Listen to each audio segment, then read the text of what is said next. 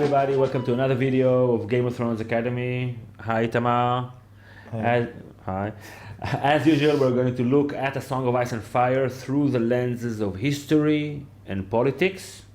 And today's video is about Aegon the Conqueror. Everybody knows about Aegon the Conqueror from the books, but we are going to look at him from another perspective as Aegon the Founding Father.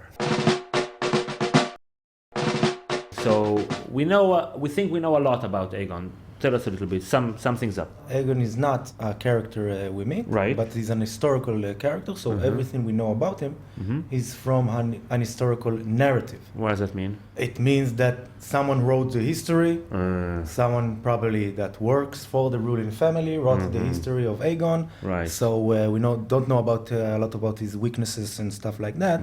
He was from a noble family in Valyria, the Targeryens, that minor house. A minor house, but that escaped Valyria to today's Dragonstone. And from there, the story tells us that he planned his invasion of Westeros. He had this table, which was a model of Westeros with no borders. Okay. The Westeros was a continent with 7 kingdoms. So he conquered Westeros, and not only conquered Westeros, he created a nation. The 7 kingdoms. So before him, there wasn't such a thing as the 7 kingdoms, the United 7 Kingdoms. No. He united it. He created a capital. A new capital. A new capital, King's Landing, where he landed in Westeros. Him creating a capital that is identified with his ruling says something about what he thought about the other kingdoms. Like all the other kingdoms, you need to come to my capital. To the capital of the nation I created. There are no more 7 kingdoms, like 7 independent kingdoms, but 1 kingdom under 1 king and 1 law. 1 law. And 1 religion. 1 religion. Basically. He adopted the local religion. And made it the state religion. And they even started to count the calendar, right, by according to his landing. Yeah, there is something very mythical about the name King's Landing. It's like he came from the skies. Actually, he did come from the skies. If you think about it, the idea of a realm, the realm as a political term, as a political unit, as a nation. This is the result of Aegon uniting the kingdoms and creating. Yeah, there are conquerors in history, and there are conquerors / founding fathers, like creators of a nation. It's very similar to William the Conqueror. Who is William the Conqueror? A Norman king that came to Britain from outside and conquered Britain and established a monarchy for a few centuries. Britain was divided to a few small kingdoms, and William created this new nation, this England. Also, 1,000 years before, or even more than that, in China, the Qin dynasty. I don't remember the name of the emperor. Qin, that was his name. I think, yeah. I couldn't have guessed that from the name of the dynasty. It's not the name of the family, maybe. Okay, so he united China, which was for hundreds of years divided.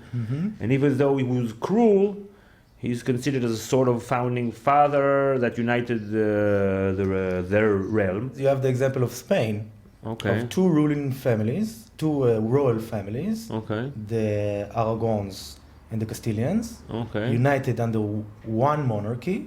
With 1 king, 1 language, 1 religion, 1 law, and 1 army. And basically created the modern state, one of the first modern states in Europe, which is the Spanish modern state. We know this in our history as Jews. We have one of the consequences of that unification of Spain was the Alhambra decree of the expulsion of the Jews. Like they gave the Jews and the Muslims a choice. You can be Christians, which is the state religion, or you can convert or leave. Because we'll have only Christians in our. Aegon the Conqueror, as a founding father, we can see that he set the wheels in motion, and some of his heirs after him continued this process of creating a more unified and modern state. For example, Maegor the Cruel, who erected the Red Keep and who fought the faithful militants and said, I won't have any army fighting me in my realm. Guns. Guns. From my cold, dead hands. And Jaehaerys, he dissolved the faith militant, and he enacted a common law and also built the King's Road. That's very important. Yeah, it's very important. Okay, okay. So let's use that for this video's bold prediction.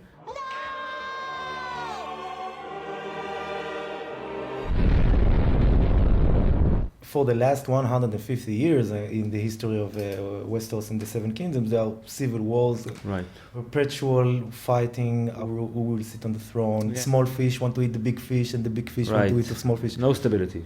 No stability, but the foundation of a united state, united monarchy are already there. Think about it. What we have now in this story, in this world, we have three institutions who basically are part of the realm and are much more ancient than the political arrangement that we have now. They are the real protectors, and they work for the good of the realm. They work for the good of the realm as a political unit. They don't have any conflicting interests. They don't not personally. Yeah, they don't serve a particular lord or a particular family. Supposedly don't serve. We like to think that. Of course. And like the Night Watch, you can think about the Night Watch as the real army of Westeros. They are conscripted by law, everyone can serve there. And you have deserters, so you can't desert. And they are the real protectors from outside invaders, which is the main purpose of an army, protect from outside invasions and enemies. And you have the faith, which are the state religion. And you have the maesters, which is like they have the monopoly on education, and it's like the state education of all the science others. And all that. And science, yeah. And I predict, or I wish, that they will rise their in importance. So Aegon is bringing a new way of looking at stuff, like a united way, united, stable, more stable, with one ruler, one law, one religion, and later on, one army, one education system, one loyalty. One loyalty. This is very important. Loyalty to the state, not loyalty to a particular person. And maybe a future president will say, God bless Westeros, and God bless Aegon. It will be like a Lincoln, maybe. Yeah. No, I don't seem convinced. Okay, anyway, forget about that. Thanks for watching. We hope you liked it. If you did, you can click like. If you agree, disagree, you can comment and subscribe to get our next videos. And we'll see you next time. Bye.